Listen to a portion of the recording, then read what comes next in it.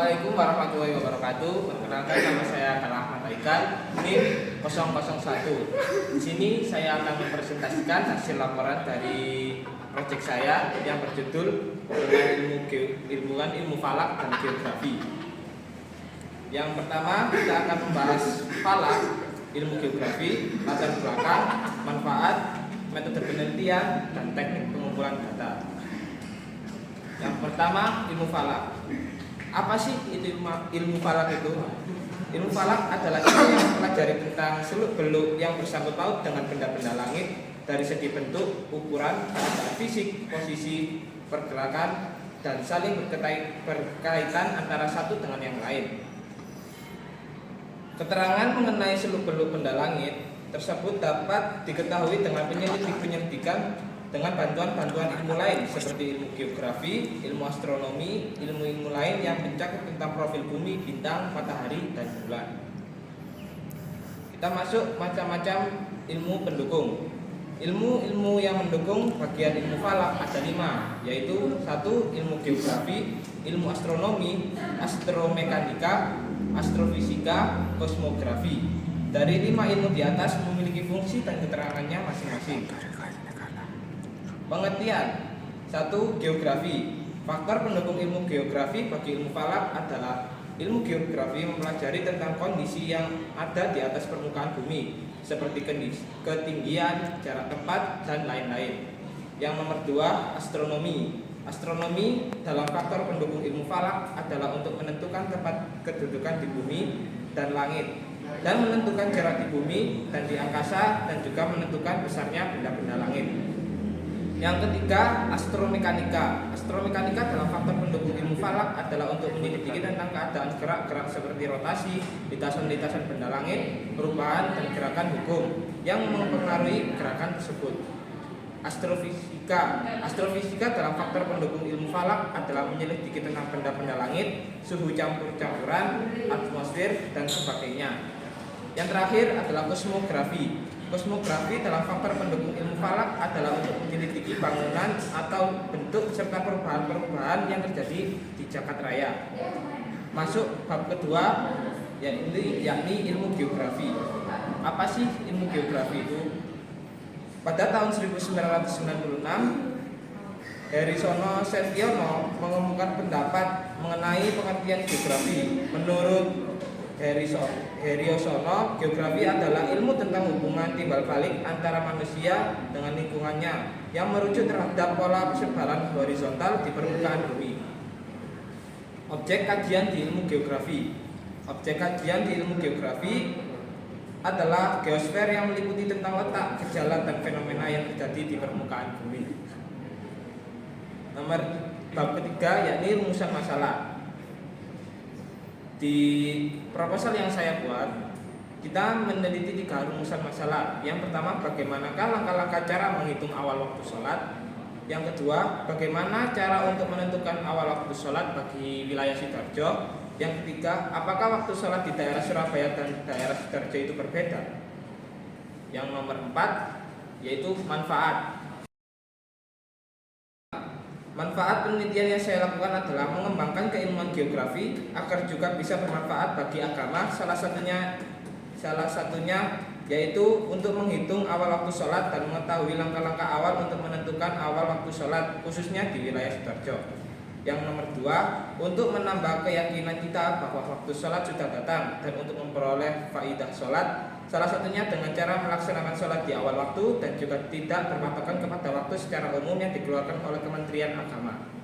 Yang nomor 3, dan juga untuk menjawab persoalan yang berkaitan dengan perbedaan waktu sholat. Hal ini bisa kita jabarkan karena kita bisa mengetahui data-data posisi geografis yang sudah kita peroleh sebelum melakukan awal penentuan waktu sholat. Bab kelima, yakni metode penelitian. Jenis-jenis penelitian. Jenis penelitian yang saya lakukan dalam proposal ini adalah studi literatur. Penelitian ini tentang hubungan ilmu falak dan ilmu geografi dalam menentukan awal waktu sholat berdasarkan kajian literasi yang saya baca dalam karya sastra yang diambil dari topik dan tema yang sama dengan laporan yang akan saya kaji dalam laporan ini. Pendekatan penelitian. Pendekatan penelitian tentang hubungan ilmu falak dan ilmu geografi dalam menentukan awal waktu sholat adalah deskriptif, yaitu berusaha menggambarkan objek atau subjek kajian yang diteliti secara mendalam, luas, terperinci sehingga mendapatkan hasil yang dikehendaki. Yang nomor 3, metode penelitian, sumber data dan penelitian. Sumber penelitian yang saya gunakan dalam laporan ini berdasarkan informasi dari buku, artikel, jurnal, dokumen atau literasi lainnya, dan juga menggunakan data yang sudah ada seperti laporan yang sama pada sumber studi sebelumnya atau data dari organisasi yang terkait dengan penentuan awal waktu sholat. Yang terakhir, bab ke-6, yakni teknik pengumpulan data. Langkah-langkah dari teknik pengumpulan data. Yang step pertama, penentuan data. Step kedua, mengetahui sudut waktu matahari. Step ketiga, mengkonversi satuan derajat. Step keempat, menghitung awal waktu sholat dalam waktu setempat. Yang kelima, penentuan waktu KWT. Yang keenam, menentukan waktu ikhtiyati. Yang ketujuh, proses penjumlahan dan hasil. Langkah pertama, mempersiapkan data yang diperlukan sebelum melakukan penghitungan awal waktu sholat. Untuk satu tempat pada tanggal tertentu, ada beberapa hal yang harus dipersiapkan. Langkah kedua, menghitung nominal sudut waktu matahari pada awal waktu sholat. Nominal sudut waktu matahari pada awal waktu sholat tersebut dihitung dengan menggunakan rumus ilmu ukur segitiga bola. Langkah ketiga, yakni mengkonversi satuan derajat menjadi satuan jam. Perlunya sudut waktu matahari dikonversi menjadi satuan jam adalah untuk mengetahui waktu sholat itu kedudukannya pada saat berkulminasi, atau dalam kurung waktu transit instan dari benda-benda langit yang melintasi median lokal. Langkah keempat, menghitung awal waktu sholat menurut waktu setempat. Jika hasil dari konveksi pada langkah ketiga tersebut ditambahkan dengan saat kulminasi pada hari itu, maka akan didapatkan awal waktu sholat dalam waktu setempat atau local mean time yang disingkat LMT. Masuk ke penjelasan pertama, data-data tersebut yang kita tadi bilang, yakni adalah data tempat, lintang tempat, dan bujur, deklinasi, dan ketinggian matahari. Dan untuk rumus segitiga bola tadi, itu adalah cos T sama dengan min tan F tan D dalam kurung deklinasi matahari ditambah STC spasi D dalam kurung kerendahan ufuk sin H atau ketinggian matahari. Teknik pengumpulan data yang kelima, mengkonversi awal waktu sholat setempat menjadi waktu daerah. Demikian pula jam setempat yang terutama untuk jadwal sholat yang dipublikasikan secara luas adalah sangat tidak lazim dan bahkan bisa menimbulkan kesulitan-kesulitan mengingat jam tersebut adalah tidak digunakan dalam bahasa kulminasi sehari-hari. Oleh karena itu, langkah keempat di atas harus dikonversi ke dalam waktu-waktu daerah seperti WIB, WITA, dan WIT. Secaranya ialah dengan menambahkan KWD dalam kurung koreksi waktu daerah.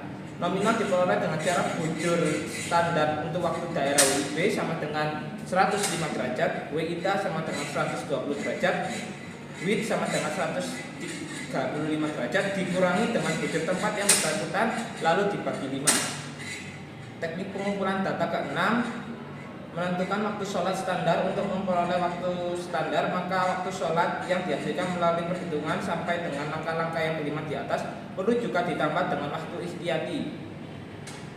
Apa sih itu waktu ikhtiyati? Waktu ikhtiyati adalah waktu yang dipandang perlu untuk ditambahkan atau dikurangi sebagai tindakan hati-hati agar waktu sholat yang dihasilkan melalui perhitungan tidak mendahului awal waktu sholat dan tidak mengakhiri akhir waktu sholat yang sebenarnya. Sekian dari presentasi proposal saya, kurang lebihnya mohon maaf. Wassalamualaikum warahmatullahi wabarakatuh.